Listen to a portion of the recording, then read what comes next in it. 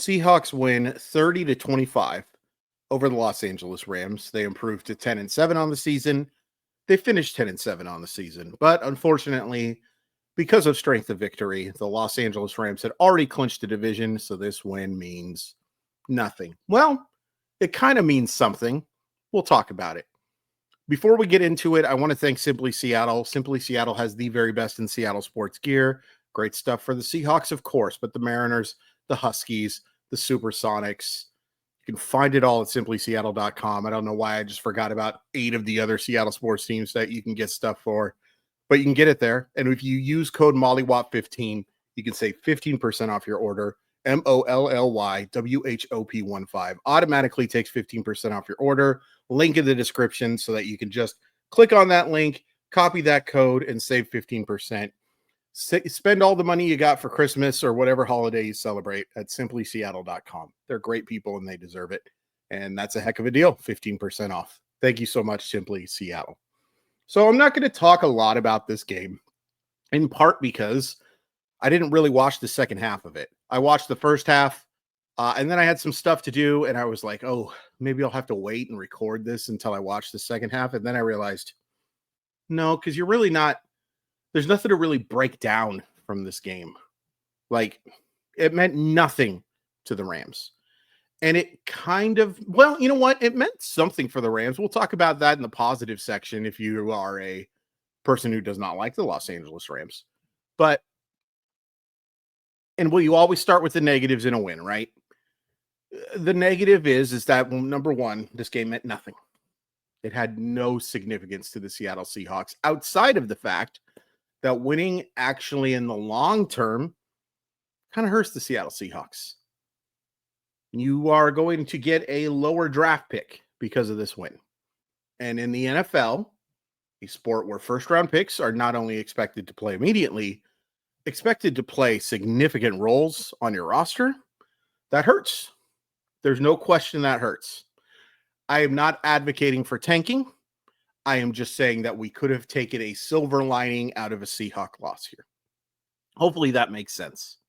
You could have justified this loss pretty easily. Now, it meant something, especially for somebody, and we'll talk about that. But for the Seattle Seahawks, this was not a great win because you hurt your draft position. I don't know how much they hurt their draft position. You know, I don't know how many other teams finished 10-7. I imagine that the Seahawks, correct me if I'm wrong, post it in the comments. I imagine that the Seahawks will have the last pick of the non-playoff teams because I don't think anybody else who made the postseason or didn't make the postseason, I don't think anyone even finished with a winning record. The Bengals, so there's one. But the Seahawks will pick after the Bengals because they went 10-7. Is there any other negative to talk about from this game in particular? Outside of it meaning nothing? I don't think so. I would have liked to have seen Jackson Smith and Jigba end with a better game. I would have liked to have seen Tyler Lockett maybe have a better, let's be honest, going out party.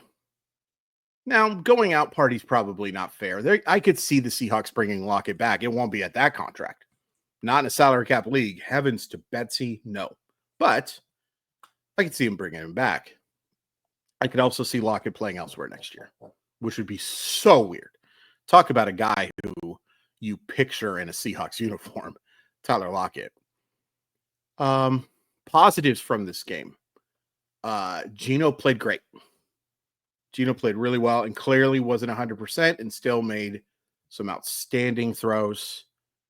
If you want to bring up the fact that the Rams were not exactly playing their best players, sure. Okay. But there were some outstanding throws from Geno today. 4-touchdown day. And I brought up how this game didn't mean anything to the Seahawks, the win. It certainly helped Geno, and good for you, buddy. Made $4 million today, and he deserved it. He deserved it. I am critical of Geno Smith. I will talk a lot about how Geno Smith is not the long-term answer for the Seattle Seahawks. And it's not an insult to him that he's not well, I guess it's a little insulting, right? He's just not the guy who's ever going to win the Seahawks a Super Bowl. And I want the guy who's going to win the Seahawks Super Bowl. That's ultimately the goal. But Geno Smith deserves good things in his life. I was super critical of him based on some body language stuff that I just don't love. But that's me being an old man yelling at a cloud, too. Overall, Geno Smith, the experience has been a positive one. And it sucks that he's not the long-term answer.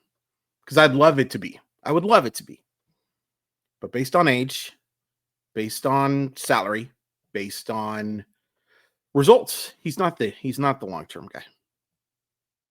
But we're in the positive mode. Here's the ultimate positive, and we can just make this about the season. If you sat me down right before the start of the season, right before they're about to face Bo Nix and the Denver Broncos, and you pointed at me and said, Christopher Crawford, they are going to go 10-7 this year, but they're not going to make the playoffs. Do you take it? Yeah. Yeah, I would. I absolutely would.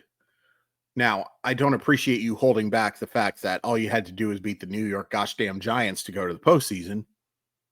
But yeah, I take it. Because this team really looked 6 to 8 wins, maybe 9 if they got lucky. That's what I was thinking. I didn't see double-digit wins. And now, if you asked me if they would go 9-8 and make the postseason or 10-7 and not, I'd take the 9-8. Making the playoffs is a big deal. But if that's what you told me before the season, that you were going to go 10-7 with this group, I would absolutely take it. Absolutely. Absolutely. Now, victim of low expectations, sure. But I'll take it. I thought they took a step forward this year. I think that Mike McDonald is going to be a really good head coach. I think that Ryan Grubb is going to be a really good offensive coordinator. I think that they've got a lot of stuff in play. I think Byron Murphy is going to be one of the better defensive tackles. I think Leonard Williams, if you were going to ask me who the MVP of this team was, and I know we'll go, like I said, we'll go position by position, that stuff. But if you were going to tell me an MVP of this team, it's Leonard Williams. Leonard Williams was the one consistent stalwart on this team. Devin Witherspoon was great, had some not great moments. Geno, we talked about. JSN, yeah. Leonard Williams was a stud for the more than the overwhelming majority of the year. The fact he's not getting to the Pro Bowl is so stupid. And the fact that it upsets him upsets me. Not because he shouldn't be upset. It upsets me because it was something he clearly cared about. And there's no way that he's not deserving of a spot. The Pro Bowl is an incredibly, incredibly dumb event, but it's also an honor. And the fact that Leonard Williams wasn't honored with one of those spots is silly. Absolutely silly. This was a weird year because, number one, the expectations were low for me. I don't know about you. I think most of you had pretty low expectations as well. But you kind of look back on the year and you still, you say you take the positive step. I think you still could be like, man, what if? Not just the Giants game. Obviously, that's the big one, right? One of the worst teams in the NFL. I know they don't end up with the first overall pick. By roster, I think they're the worst. Titans are really close, and they end up getting that first pick. I'll be very curious to see what they do. But you just look at some missed opportunities. The Vikings game. Wow. Playing better in the first half of the Packers game. The first loss to San Francisco looks pretty bad. The first loss to Los Angeles with all those red zone turnovers. You know, it's a weird year. It's a weird year, and it's frustrating too. Now that I'm going back to the negative, and I knew I would, to have the two teams that you love the most professionally come so close to the postseason and just not get there. And so many what if moments for both teams. The Mariners, of course, is the other team I'm talking about. The Seahawks have a ton of what if moments. Ton of them. Now, it works the other way. What if the Seahawks don't get to play Bo Nix when Bo Nix is. It was one of the worst debuts of any quarterback I've ever seen. I think he was 2 of 12 on passes more than 10 yards down the field, something along those lines. What if they play Bo Nix now? Much different Bo Nix. What if you don't get to play the Dolphins when they don't have Tua Tagovailoa? What if, there's a bunch of those. Obviously, nothing came to my mind because I would have done another one. But there's no question that the Seahawks have a bunch of what if moments on both sides of this thing. But boy, ultimately it's I'm okay with this year. I take this year, but I sure would have liked to have made the playoffs. That's ultimately the goal, is to get in and see what happens.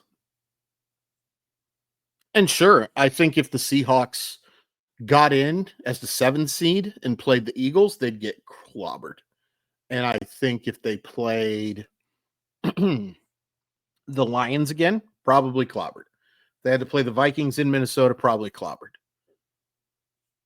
If you go give me the Seahawks against that Rams team again in Los Angeles, even knowing that Los Angeles rested the overwhelming majority of their offense, I like their chances.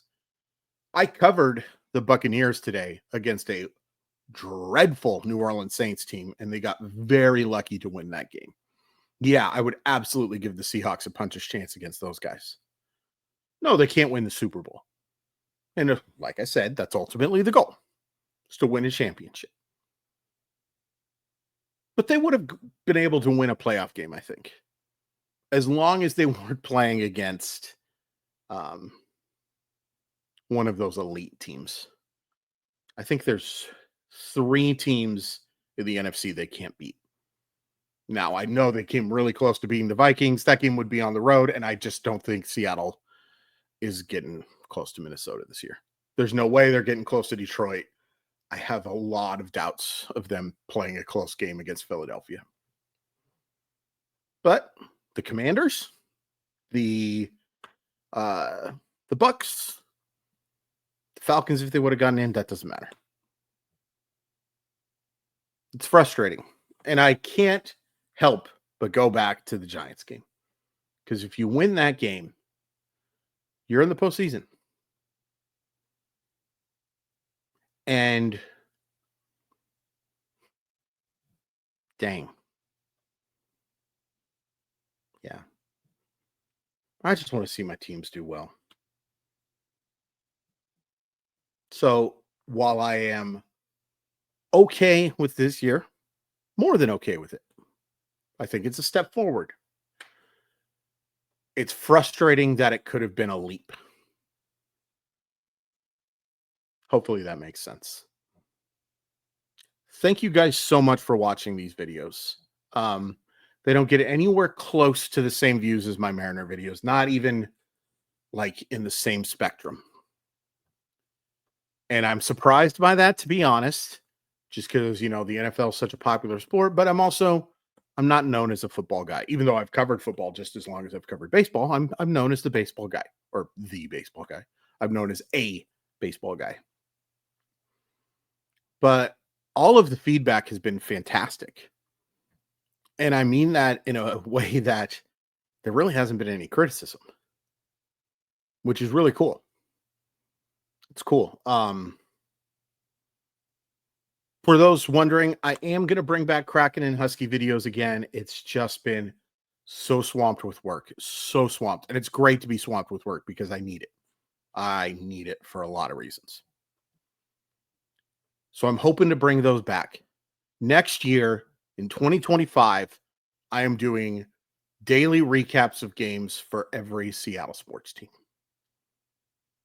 At the start of the 2025 season for the Mariners, of course, every single game.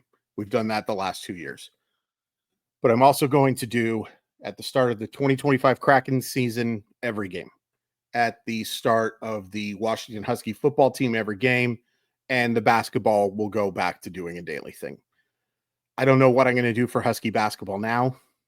It's been a little while since I've been able to post a video, but I want to.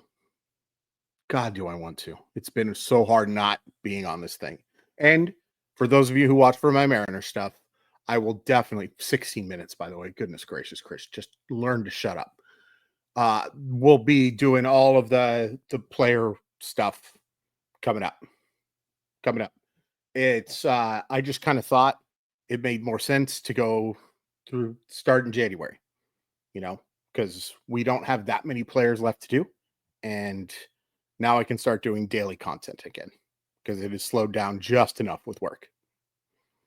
I love you guys. I need this channel to work, and I'm not doing a good enough job. Um, I didn't think I was. But I really appreciate the support.